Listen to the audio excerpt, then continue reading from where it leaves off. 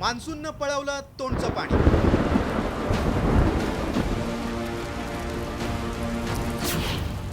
वेळेआधीच धडकलं, आता speed breaker लागला.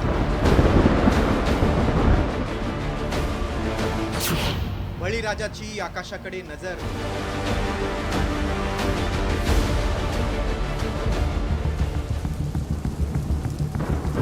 यंदा मान्सून वेळेआधीच दाखल झाला आणि सगळ्याच यंत्रणांची दाणादाण उडाली.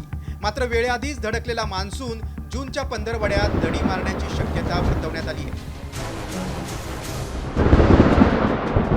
मध्य कोकणामध्ये येलो अलर्ट दिला गेलेला आहे. तिथे मुसळधार काही ठिकाणी म्हणजे तुरळक ठिकाणी मुसळधार पावसाची शक्यता आहे. उद्या आणि परवासाठी येलो अलर्ट हा विदर्भासाठी दिला गेलेला आहे. मराठवाडा आणि मध्य महाराष्ट्रात कुठल्याही प्रकारची वॉर्निंग येणारे 5 दिवस तरी आता दिली गेलेली नाही आहे. यंदा मान्सूननं अंदमान निकोबार, केरळ, कर्नाटक ते महाराष्ट्र असा प्रवास करून नवा विक्रम रचला.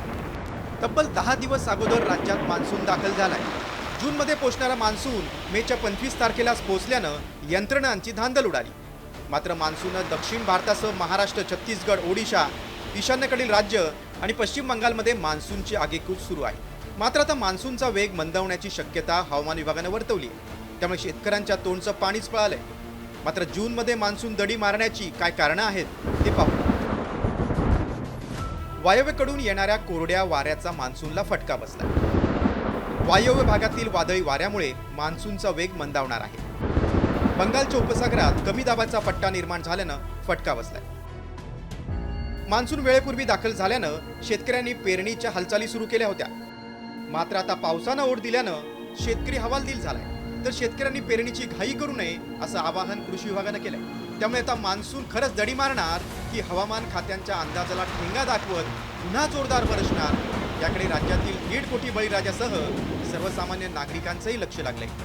ब्युरो रिपोर्ट, साम टीव्ही न्यूज.